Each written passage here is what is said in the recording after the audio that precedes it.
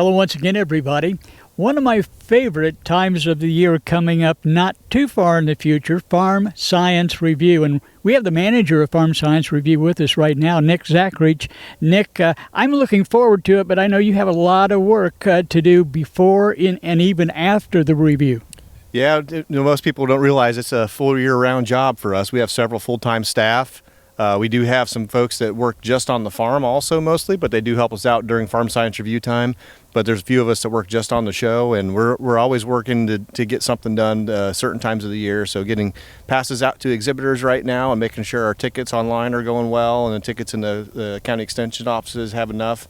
All those things going on, and our mobile app is now ready. So there's a lot of pieces moving, Gary, and we just have just a few short weeks to come up to Farm Science Review in September. Well, Nick, talking about the fact that you have full-time staff that work out here, where we're at right now, this place stays pretty busy most of the year. Yeah, it does. We have a grain bin system here that we were able to store all of our grain from the farming operation. Being a part of the College of Food, Agricultural, and Environmental Sciences at Ohio State University, we do have partners across the college that have a need for grain. So a lot of our corn goes to our Worcester campus, and they have a feed mill there, and they grind that feed up, and they feed a lot of the research animals and animals across our college and feed that corn. So we're very fortunate to be a part of that, and so we store a little bit of that throughout the year, and they come in, they deliver feed to some of the other places and use that feed truck to backhaul grain, and it works like a great oiled machine to be able to go back and forth, be able to haul some of our grain. And our farm manager does an excellent job with the quality. Our assistant farm manager, his name's Michael Schmidt. He's been working here at the grain bin facility for several years. Has a great handle on conditioning and excellent quality grain for feed.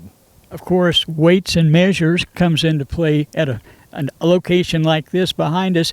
It hasn't been here that long. Yeah, so this facility itself, in the early 80s when we moved out to the site at the Molly Cairn Agricultural Center, all of our exhibitors at Farm Science Review helped really to develop this grain bin site. So there was grain bins on this site when the land was acquired from Molly Cairn, so our namesake for the facility. And so, but it was outdated and needs some updates, and the storage itself just wasn't enough capacity to do it all what we needed to do. So fortunately, grain storage at that time was in a very different space where a lot of new things, new concepts were coming around, and the grain bin storage. A lot of us remember the old wooden granaries that we grew up with on the farm, and I'm old enough to have been the shovel recipient for those to clean those out. So a lot of things were changing in the early 80s, and these metal bins really were coming on strong. Helped us develop a site that was not only good for the facility but great for the show, and people were able to showcase, different companies were able to showcase what was new in the grain industry. And so here we are, 30, 40 years later, and a lot of things were just getting a little bit worn, and so now we're doing some updates. So there's a lot of new things you can see at our grain facility with some automation and taking it to that next level of technology and grain storage.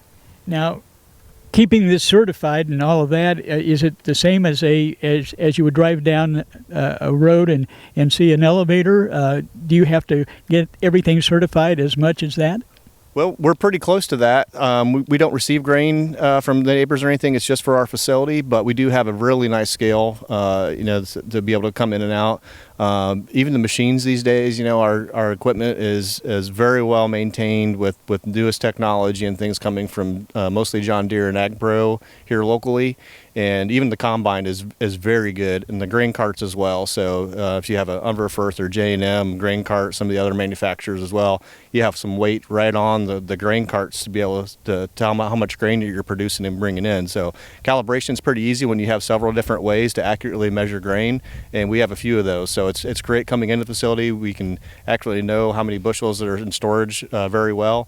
And we have kind of two different sides of our system too, where we separate corn and soybeans. So there's not a lot of overlap between those. So we even have two different legs to be able to put those in the bins. And there's a little bit of ways to cross grain from one side to the other. If we have more acres of one than the other in a given year, we can kind of shift that a little bit.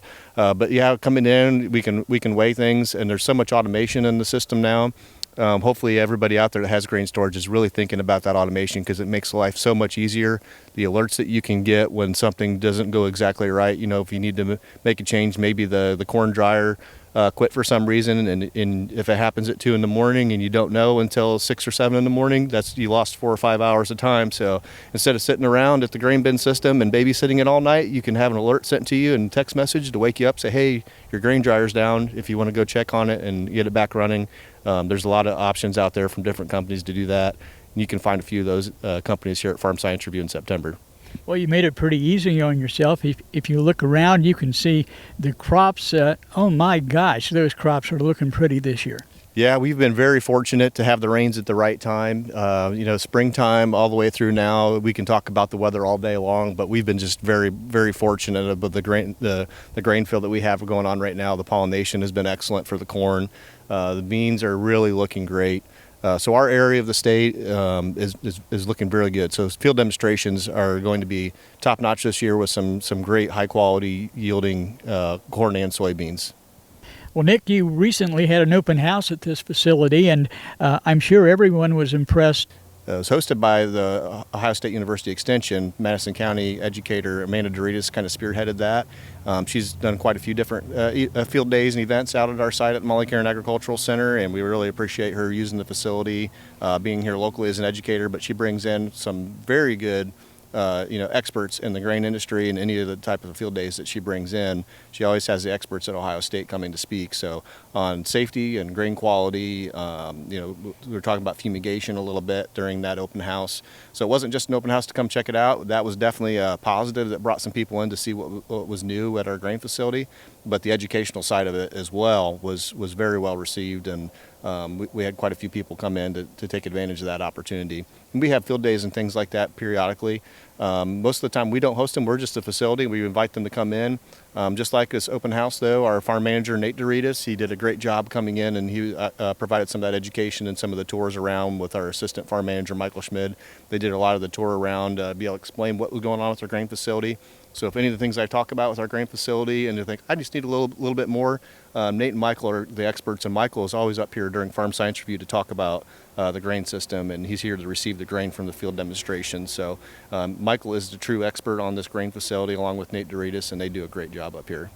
Well, when you take into the fact that all this education is going on and you see everything that's here, sometimes you might forget the education. There's so much to see. And, we've said this over the years, you need a plan when you come to the Farm Science Review. Yeah, you do. There's a lot of ways to do that, too. We have this theme this year called it's transforming tradition, and everybody has their way of doing things. They come in and they see a lot of the same people, but there's a lot of new things going on too. So you always have to look to see what's new and what else am I going to go see.